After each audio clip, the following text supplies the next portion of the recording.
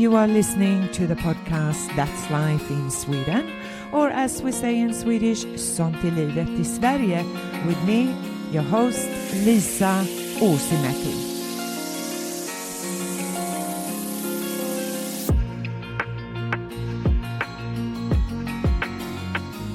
Today I welcome Paloniemi Lindström. She works as a lecturer in mathematics education at the University of Dalarna here in Sweden. Hello Mari, and how are you and how was your summer break?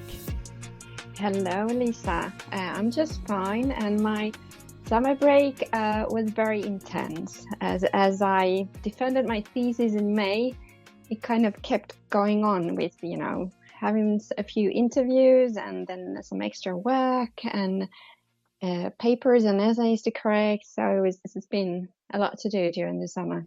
So, yes. And just, getting back to normal work life again. Oh, okay. And that feels good. Yeah, it feels good. Yes. Now, you most recently, like you said, you completed your doctoral studies successfully. So congratulations. You must feel relieved. Yes, thank you. Thank you. I am relieved. It's a long path to travel, and it takes time and effort, and it was super fun. When I finished, it was kind of a relief that, your shoulders go down and you can breathe again. And it's very intense the last years, typically when you start trying to get the book together and all the articles and everything that's, around that. Now, your thesis was titled Teachers' Professional Competency and Working Conditions in Swedish Schools. So, yeah. Is there a problem with Swedish teachers' professional competency and working conditions? Can you please explain?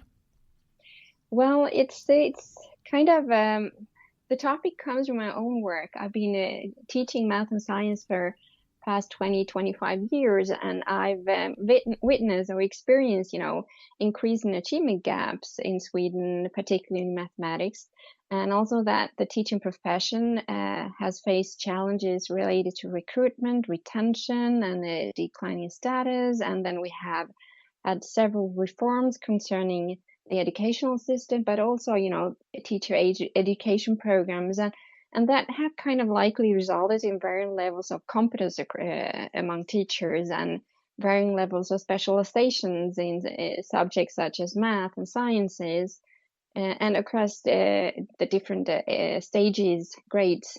And so I saw kind of this, when you've been working for a very long time, you experience changes in a different way, and you realize that, hey, there's something going on here that doesn't contribute to student learning. So I wanted to look into understand how these variations have influenced student achievement and what has happened to our school climate and the schools where we work at, the school environment, because teachers leave the profession. Yes. So something's going on. Yes.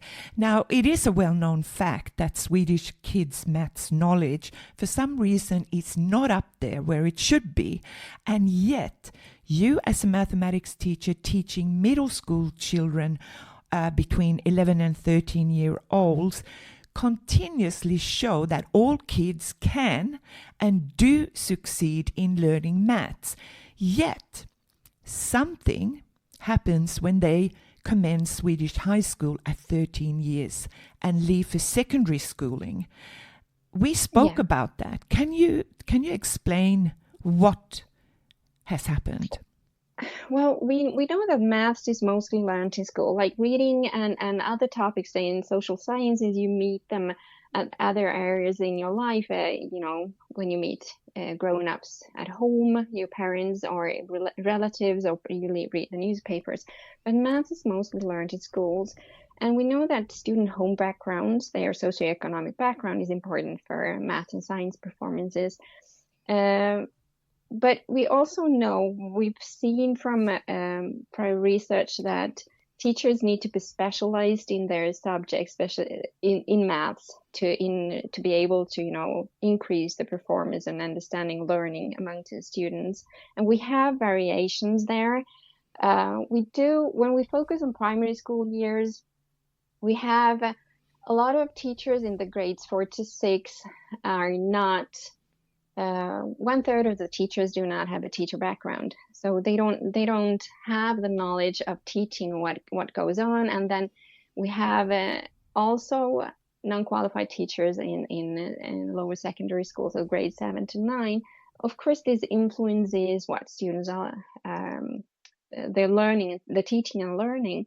So there's a huge issue here with non-qualified teachers. They have qualifications within other topics and within other areas, but we have a lot of teachers teaching subjects that they are not specialized in. And this is one of the things that I looking into the teacher backgrounds, and typically grades 4 to 6. In primary grades, we have a lot of qualified teachers, and that we have raised that level, that bar. But in grades 4 to 6, we have less of that, and also upper grades. But then you have other issues when you grow older, when you come to grade 7, 8, and 9, that got to do with the school climate and peer effects and the type of school you're going to, because we also see that more competent teachers, that is also what my thesis shows, that more competent teachers tend to choose schools where students perform better, but also have a higher socioeconomic background. And that's a huge issue in Sweden, because we see that teachers choose schools, and we need to look at the distribution, because all students need qualified teachers, and they need to have the abilities that compensate for the home background, if I say, they put it that way.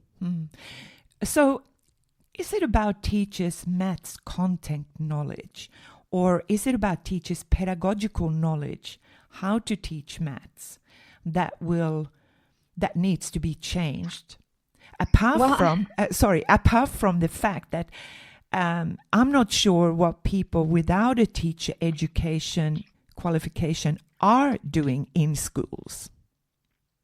Yeah, well, this is a complicated issue, because you need. There's been discussion about if it's enough, to have the content knowledge, or what do teachers need, and it's very complex. We can't say directly that the students need these and these qualities, because the situation when you teach, it's very complex. There are so many things encapsulated in being a teacher, and the environment you're in and the students you have. So, but you do need the content knowledge, the specialized subject-specific knowledge, but you also need the pedagogical tools, the ability to teach the specific content to the students. Yes. And from that, you make your decisions. When you meet the students, you make your decisions. These are the tools I'm going to use, and you have process where you need to look at your students and look at the context you're in and what topic area it is, and you choose those teaching approaches, and that becomes your instruction. But there's also a kind of, if you look at it as arrows going back and forth, because you need to adjust the approaches you have planned to the students and the situation in the classroom environment and the student group and their prior knowledge, even the day, if there's happened anything else during the school day, it influences your approaches and what you need to do with your lessons. So there's so much going on. So it's very complicated to give direct action answers. This is what teachers need, and this is what promotes learning, because it's so much more complex. It's the situation you're in, the students, it's the context, it's the school, it's also your effective motivational perspectives. How are you feeling? What are you carrying together with your knowledge and your pedagogical knowledge?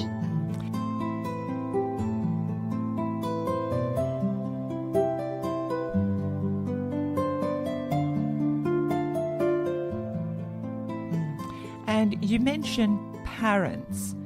I know maths is certainly not spoken as part of everyday language at home.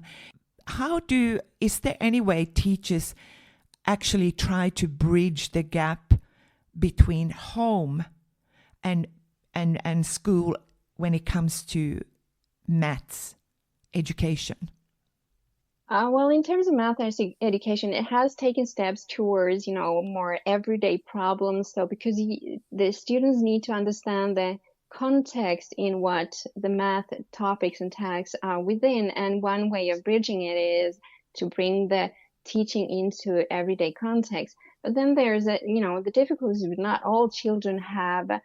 If you put a math task you're working with in class and it's in a circus environment or on a playground, whatever, not every child in the class have met this kind of environment. So Yes. some of these steps limits the children because of their prior knowledge and also because of language background. So they don't have all the words for understanding the problem that has been presented. So, but yeah, there have been steps towards, making mathematics more understandable and making it, putting into everyday context so the students would understand it and connect to it better. But there are problems within that too. So bridging the gap to homes is not easy, but it's easier during the primary years. And then the maths become much more abstract when you get older. So you need to have a good base in terms of the maths language and the algorithms and all, the basic knowledge you need when you go up to upper grades. And that's a kind of heavy task for teachers, but they need to do it. They need to work with it. Right. You also mentioned that teachers choose schools where they prefer to work at, where students actually perform better. How would you change something like that? Well, but I think in Sweden it's very difficult because usually it's when you become a teacher, you go to your teacher training college or university, it's not unusual that the teachers already have families and they have homes and the houses. So it's very difficult, to have the system such as the South Korean when you move your teachers every fourth year to different areas. There's a system for that. But in Sweden, you want to usually work close to your home and you usually study not too far from your home either.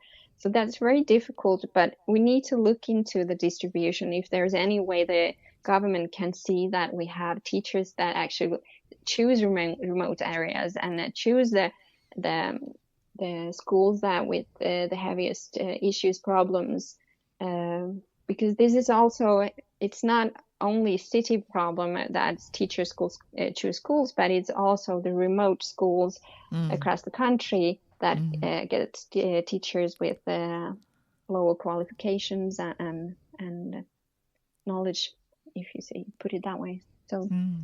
So what do you think needs to be done? What suggestions do you have to improve teachers' maths teaching or pedagogical and content knowledge? And I'm thinking about the teachers you just mentioned, those with lower maths knowledge or the content knowledge, because there's a lot of times we talk about, well, what is the content, how good is your content knowledge? And some has got excellent content knowledge, but they lack understanding how to actually teach maths so that it becomes not simple, but understandable, that kids can actually grasp the foundation of the content, how it's actually built. Yeah. Well, we do have focused on that in Sweden. We have professional development programs that the Swedish National Agency for Education has provided and put on the universities. And I'm working with one of those projects towards grades 1 to 3 to give math and language perspective in teaching for those teachers who are preschool teachers and haven't taught math, but they need to kind of take the preschool class or work with grade 1 and 2. So we do have programs for that. So professional development is very important, and it's very important that the universities are involved in this kind of professional development. But also when you do those programs, you need to link the content knowledge with the pedagogical knowledge and bridge that gap. So the knowledge you got, you can utilize it into making it understandable for students, making it pedagogical. So find the tools and methods, and then you need to also learn to evaluate your students, because that you have students at various levels. We have the high performing and we have the low performing and all the kids in between.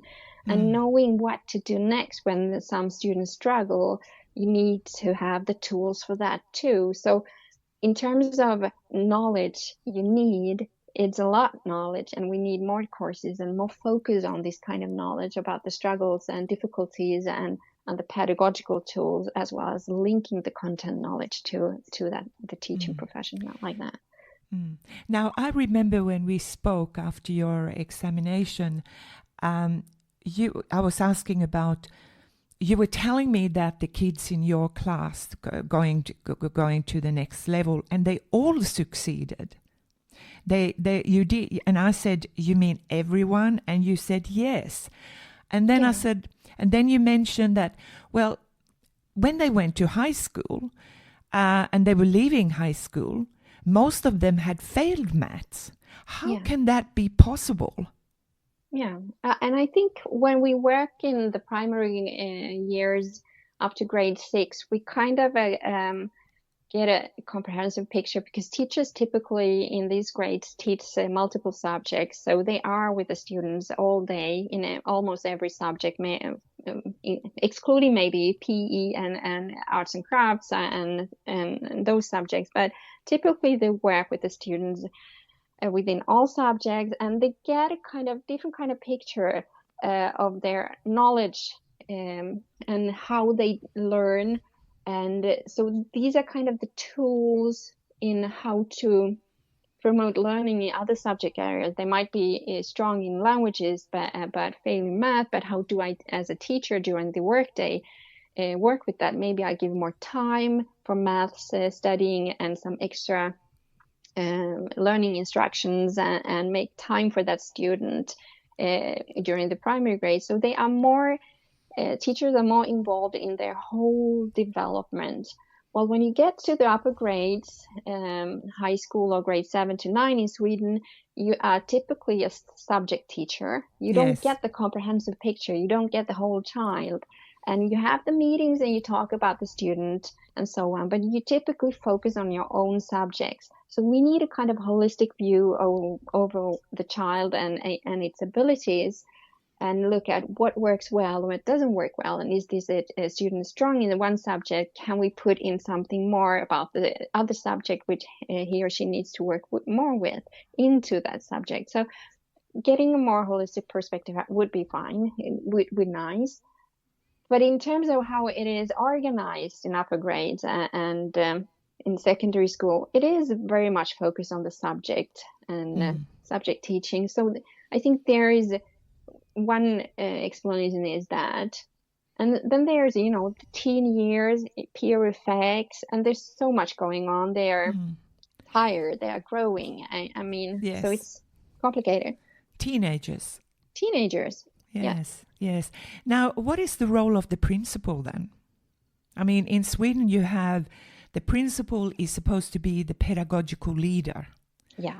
How does their influence impact the maths teaching in schools?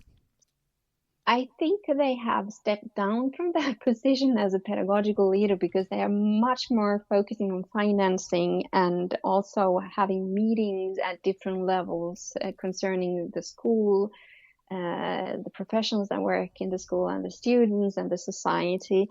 So the pedagogical leadership has kind of stepped down a bit, and there's a lot of focus on what the teachers need to do.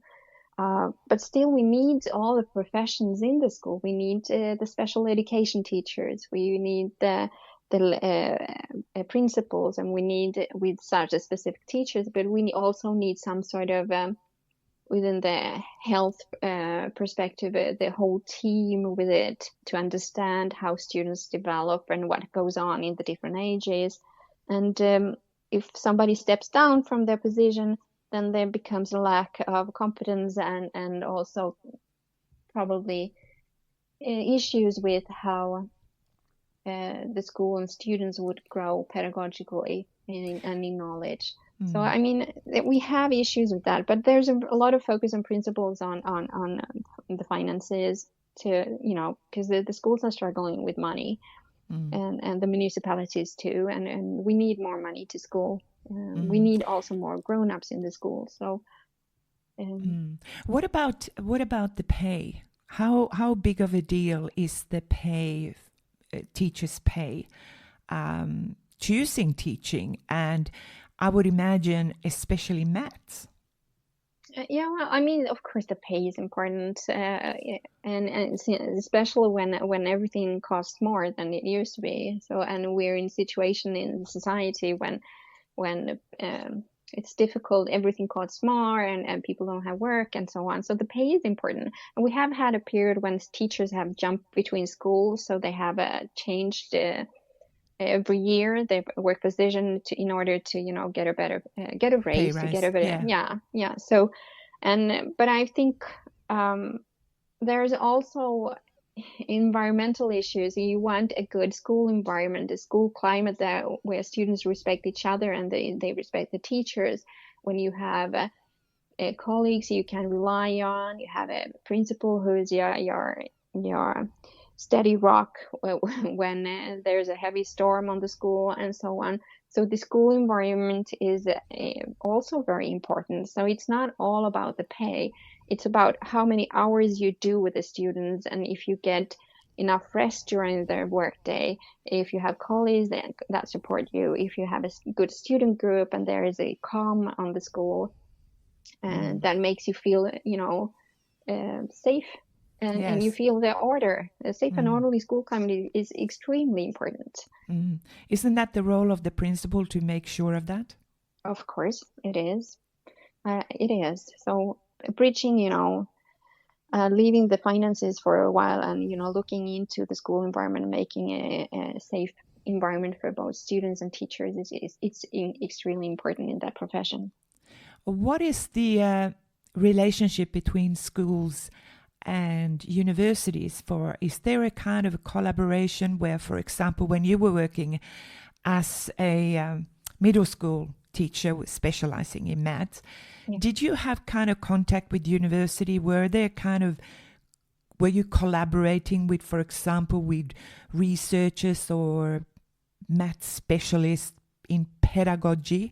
Or was it basically, what's the relationship between, or the link between the university and school setting? Well, as a middle school teacher, during the 20 plus years I spent in middle school, I did not have any relationship to universities other than if I wanted to do courses on myself. And I did that. We're not at that time offered any professional development either that the universities, provided. But later, as I left the profession, I went to the universities to teach myself and writing my thesis, I realized that this field has grown. So now there are actual research projects within the schools helping and guiding the students and the teachers. So there are a lot more going on. And also there are professional development programs today that are offered through the universities that the Swedish National Agency for Education is providing. So there is the research connection to primary and middle schools and lower secondary schools is growing, and I hope it grows because we need the empirical evidence, we need the research in the schools, and connect the teachers with the research and understand this is what is good for you and your work, and this is what works in teaching, and this is how you also provide us information. And because we as researchers, we do need the schools, we need the data. Absolutely. Yeah. So now you work as a teacher educator right now in Dalarna. Yes. Okay. So what role do you think your role as a teacher educator play in supporting pre-service teachers in teaching maths? That's a complicated role, of course. Because we do, as educators, we provide the content knowledge, we have our lectures, but we also provide today the methodological aspects, how to teach, and we discuss that. But we also provide the theories behind teaching. And then we also exam the students. So we have many tasks, but it's kind of putting that together, providing knowledge of teaching and being a teacher is what is our primary task, and preparing for the teaching profession. And I realized that we can't give them all the tools because they still, during their work, I mean, the teacher education is 4.5 years for primary teachers, and during that period, we try to give them as much as possible, but and they need more. And I realized the students ask for more methodological perspectives and how to manage a classroom and all these tools. Sometimes I think that they might need even a master's degree in the teaching profession, because there's so much to give, but we have a limited amount of time. But I'm also thinking that they continue to learn as teachers over the years they teach, because the teaching profession never is a profession where there's something going on all the time, and in your instruction in your classroom, and there's a learning occurring all the time, even for you. So you get more experience, but also when we relate the research during your work years to your profession, there occurs teacher learning. We give you the opportunities to learn during your whole teaching profession. So starting with the teacher education, that's just a starting point. But you need to grow all the years you are perform your profession. Yeah, so you grow into a teacher. You're not completed. You haven't completed becoming a teacher by finishing your teaching degree. I mean, yeah, exactly. Yeah. Now, what do you think about using digital tools in learning maths? How effective are they? Oh, I mean, research points out a lot of negative effects on both cognitive and physical, yet our societies and our work are built around the digital tools and devices, so they need the experience. Still, this is a difficult topic. I know. So having the society that asks a lot of you and a lot of competencies within the digital field is one thing we need to relate to. But then also we understand that cognitively they kind of overload the child, the student. Yes. And then also they limit their physical activities and social activities with other students. And as if we look at learning, it happens in the context with other individuals. So there is a kind of social connection. You start to understand things when you relate to other people, when you discuss these issues, and so the social dimension disappears with digital tools to a certain point. So kind of limits learning, but at the same time, I enjoy remote teaching, and I think remote learning works for lots of people too. But you need to learn and understand the tools, and we need to learn to use them efficiently. So we're still learning, and this is still very new, and the field is growing. The digital tools, devices, apps, it's growing very fast. So we need to, try to research more about this and see how can we utilize these tools in a way that we promote learning and we grow within the field. So, proper way. Okay. So do you believe teachers are receptive to digital tools, or are they, like you, kind of a bit concerned? I think there's a division. There are those who just grasp and adapt to the digital development, and then there's those who pull the brakes. And we need to look at what kind of influences it has on learning. So it depends. And I think this might be an age question also. The younger teachers tend to use more digital tools, I'd say, from my experience at least. But no, I think there's a division. Yeah, sometimes I think it's just like a quick fix, and it doesn't sort of embed the deep learning of maths. No, and I think when you don't have anything in your pocket to pull out when the students are done, it's easy to bring out the computers and there is a maths game or something. So, um, and it doesn't necessarily promote learning. But then at the end of the lesson, maybe the students are tired and they're playing a game with other co-students. It might be a way of relaxing too. But I like board games better. I mean, there's Yahtzee, and you have lots of games that are other. There are other ways of learning the same things with the tables and whatever Yes. it is you want to learn. Yes. And it's like you said, it's more, then it becomes more social and kids actually are interacting with each others and they're learning from each other. So, yes, I'm with you. Board games. Yeah, yeah. Thanks. So tell me, where did you complete your compulsory schooling? Now you have a Finnish name. Was it in Finland? And was it? And well, I did. I studied till grade 5 in Finland, and then my parents decided to move to Sweden. So I finished my compulsory the last years in Sweden and upper secondary too, and then I also my university studies. But I haven't finished primary school years, and I can say that I'm glad that I my parents gave me those years because I had extremely good teachers, and I have a teacher. My first teacher, her name was Lena Järvelä, and she was kind of her science and math performance. The teaching she was doing, it was so interesting, and I've kind of learned so much. I brought with me into my own profession.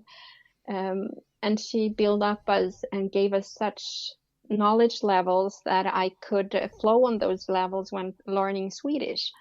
So I never kind of lost any knowledge because she put us in the forefront at the knowledge levels. And so she was an amazing teacher.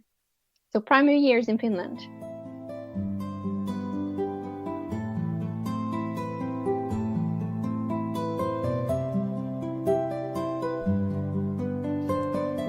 What do you think? What was the one thing you took away from her that you implemented in your own teaching?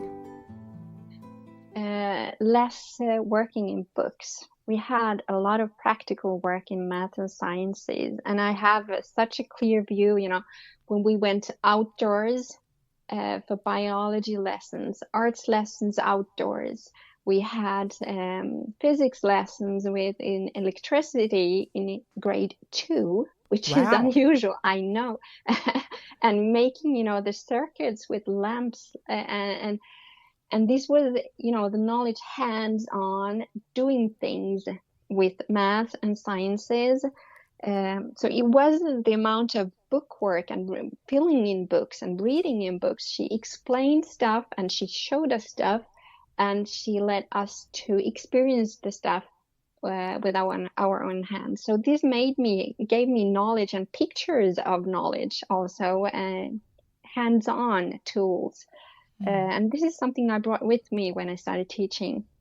I've had a lot of maths lessons outdoors, measuring things and taking time, and a lot of biology lessons outdoors, investigating the different insects and leaves and stuff and flowers. So this is what I brought with me when I went into my own teaching profession, because it stayed. There was a huge...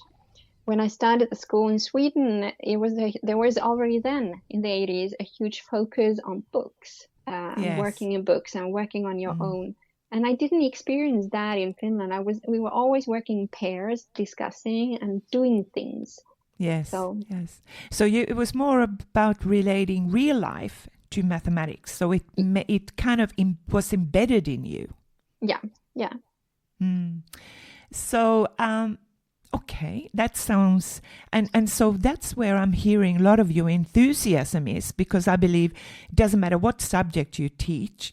I think it's when you are interested in a topic and it's introduced to you in such a way that it makes sense, not only in the real life, what use is it in the real life, but also the fact that you can yourself touch whether it's the leaves or trees or whatever it is you are introduced to, that it becomes part of you, and books does not give that. No, books are a bit more abstract. You need to, the sense making and the sense word and the sensory, with feeling things and looking at things, experiencing things, building things. And these are, this is how children play also. When they do things, that's when they learn. Exactly. Now, you also, you are currently researching, or from what I understand, and correct me if I'm wrong, but regarding TALIS data and video recordings of teaching algebra in 8th grade. Can you talk about, for example, what countries were involved and what have you so far found being some differences? And I'm thinking about just what you just said. How do you know these kids were taught maths, like how you were taught, with the real life ideas and doing and touching, to learning through books? Well, this is I'm involved in an OCD. It's an actual project that is at Mälardalen University, and OECD did this project, TALIS video project. They changed the name. Global Teaching in Science Study. And the intention with it was to understand which kind of aspects of teaching are related to student learning, both academic learning and non-cognitive outcomes, and the nature of this relationship. So we have video data, we have their assessment data, that is pre-test, post-test. We have surveys to students and teachers.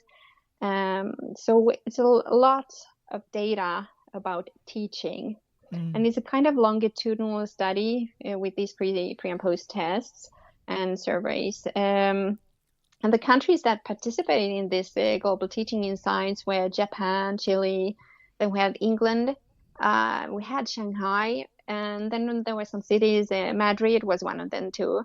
Okay. We had Colombia, Germany, and Mexico. So this is kind of country level teams that worked with the data collection, and there are of course differences between these. These are not representative for nationally representative, because we have some jurisdictions or cities involved also. But the interesting is here that choosing the topics for within math teaching, the maths were mapped. The content across the grade 8 or 15 years, 15-year-old students, and what kind of topics are commonly taught across countries. And they found only 2 topics that are common within these 8 countries. And even this suggests that we have very different approaches to the curriculum, what needs to be taught at different ages. Right. But the common topics were linear equations and quadratic equations. And the quadratic equations were chosen as the main topic. So OECD videotaped lessons from several teachers in these countries or jurisdictions, and because they hoped that there would be variations in the teaching within these topics, and then they are. Some countries focus more on the bookwork, some focus on the teachers going through the tasks and topics.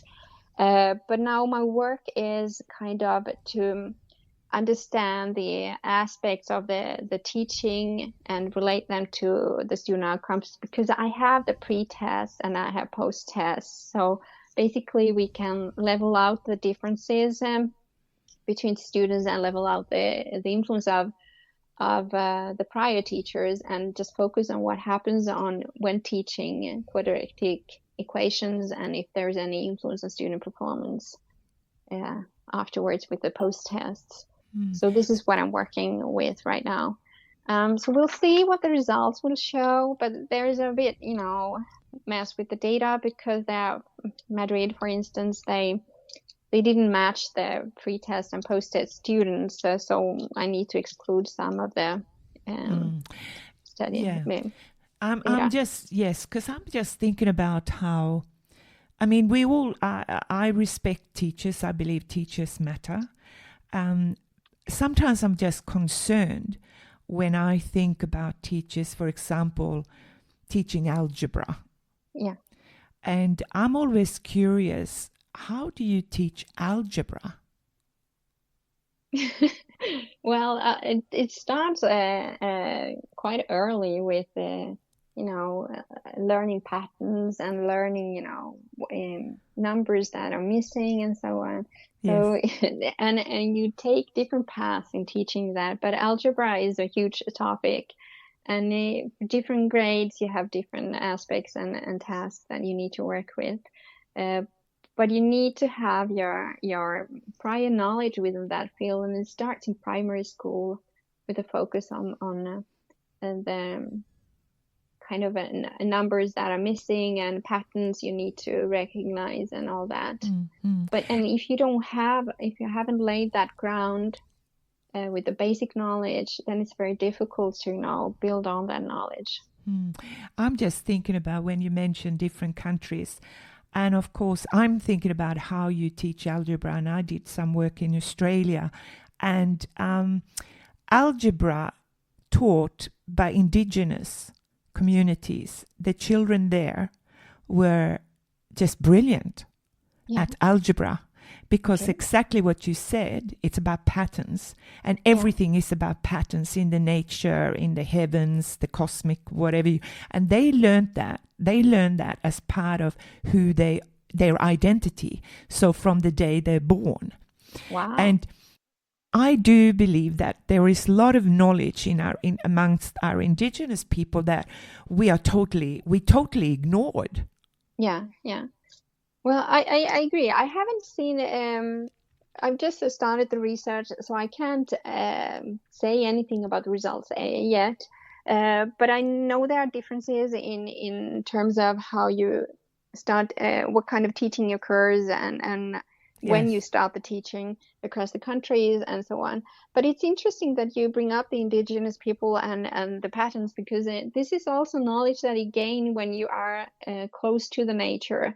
And I mean, students and children need to go out there and you look for the patterns and understand the patterns and experience the patterns. And also, you have patterns in your movement too. So bring all this to your learning. And that is when you mentioned your primary school teacher bringing kids outside. And that was the first thing I thought of. I remember asking 6-year-olds, can you tell me what is mathematics? Yeah. And the answer came from little kids, 6-year-old kids. Lisa, don't you know what maths is? Have a look at that tree. How tall is that tree? How many leaves has it got? Branch. I mean, suddenly I was just listening. I said, take over the class. Yeah, sure. And yes. Yeah, I mean, the early experiences children have, it's all about sorting, labeling, grouping, and looking into patterns. And that's maths. That's the basics maths you need to have. Yes. And then you start to see what's bigger and what's smaller, and you get the vocabulary for the maths, because that's also an area they need to practice a lot, but they need to also experience it. Yes.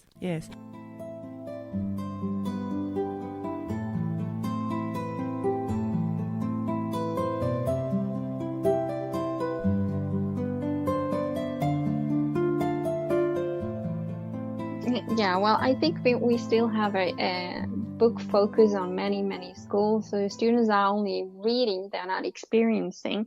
And I think it's also a money issue, going out with your students or meeting researchers. You invite the researchers to schools, they explain and show. Because if you want to experience something, students have less labs today within chemistry, and it's because of the risk analysis we have today. Right. So we have a lot of issues with the risks and the environmental issues that the schools need to consider, but also the money. We can't buy all the equipment we need to science education or maths education. So there are a lot of issues that limit what teachers could do, but also when you have when the time is lacking and you're always stressed and there's always other things, you don't get the time to plan your work, then it's easy to take the book and read the pages and work with these issues, Yes, and then you yes. have a short lecture Mm, and so on. And so mm. we don't give them the possibility to experience, because when you experience, you also start to think of other options and you start to think critically. So this is what we need to bring into the teaching again. But then we need the money to the school and we need the time. So, but time is limited and money is limited. And then we have all the risk analysis we also need to deal with at schools. Mm. Now you're going to Finland, to Jyväskylä Yes. University in October. Talk about Yes. it. What are you going to do there? Well, it's a research cooperation between Jyväskylä University and Gothenburg University. They asked me if I wanted to join them because they are also at Jyväskylä. They have a unit which focuses on the large scale assessments, ILSAs. I mean, Pearls, TIMSS, PIAC data, Yes. but they also have all the national assessments at that unit. So they are studying assessments and studying learning quantitatively through statistics, basically. And they wanted to have cooperations with other universities in order to, do comparative analysis. Because in Finland, they, for instance, noticed that Finland has always been high performers in maths at the TIMSS studies and so on. But for some reason, the past years, Finnish boys have had lower performances, so their curve is going down. While in Sweden, the last TIMSS, boys went actually upwards. So there's something we want to look into and what's going on here. Is it related to teaching, or is it related to gaming habits, or socioeconomic backgrounds and so on? So they wanted to do a lot of cooperations. But we also I'm going there with one of the professors within the quantitative field at the Gothenburg University, Kajsa Young-Hansen. We are also going to do school visits. So because in Finland they have connected schools to the universities, so Yes. that's where the students go and practice for their teaching profession. Exactly. So they have another kind of system than we do in Sweden. So we're going to visit one of these schools connected to Jyväskylä University, and they talk to the researchers there and the teachers there, because teachers who work at these schools are employed by the university. Exactly. So Yes. this is something really interesting. If we're going to change the teacher education programs, we need to look into also those schools where our student teachers do their practice, their become partner schools. Yeah, partnership schools. Look, it sounds fascinating. It just brings back memories of Australia. Yeah. But that is so. So, and of course you will write a paper on that, and I hope you will send it to me to have a look at it, and then we do another podcast and you can tell me all about it. Yeah, of course. but coming towards the end, what message do you believe is important to send to educational stakeholders, politicians, researchers, current teachers, teacher educators, future teachers, and caregivers that we need to know and be aware of? You can choose any one of them, or do you have a kind of a common message that you believe is important for everyone to really take note? I'd like to send a lot of messages, but I'll just start to. Well, I want to tell that I want people to understand that the teaching profession is complex because many factors interact, and we as research we can only measure and discuss small units of this complex picture, and we still need to discuss theoretically what teaching is and what promotes student learning, and that there's a kind of circle of flow in that in teaching and learning that goes back and forth, and that also students are part of this interaction, and as well as parents, as well as the community. So we need to get a whole picture of it and understand it as a bigger picture. And we can't just point out that this is what the teacher education programs need to change, because it's so much more complex. We need to go look into the interactions between all these areas of educational programs we have, what are given, what kind of courses are given to the students, and how can we prepare them, but also to make the students aware of that you're not fully prepared for the task, for your job, because there is learning going on when you work, when you're teaching, and this is what comes from out of experience. But you need to stay steady in that boat. And to the politicians and principals, school climate is important. We need to work with the school environment. We need to work with the distribution of teachers. So out of the equality perspective, because all students need to have access to qualified teachers who are well equipped, well prepared, but still be aware of the context in where teaching occurs. So we need more money. We need to look into the distribution. We need reforms that actually not change it at all, but improves it towards a direction where we promote good teaching and promote learning, give opportunities to learn. One final question. Why should someone become a teacher? Oh, why should someone become a teacher? Because it gives something to the students and to the society. We prepare these students for their future, and in that future we have also our own children. So this is a job that is very important for the development of the society, for democracy. So if you want to do something good, teaching profession is one way of addressing the goodness and democracy of the society. Thank you, Marie. It has been absolutely wonderful speaking with you, and I'm so grateful for your time and generosity sharing with us about your work and future research. You've been absolutely so inspirational. Thank you so much. Oh, thank you for letting me participate in your podcast. I really enjoyed this discussion, so thank you.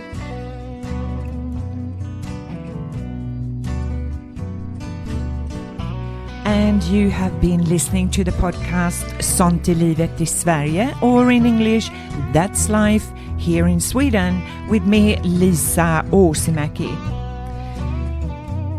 Till next time, take care of yourself and each other. Bye for now.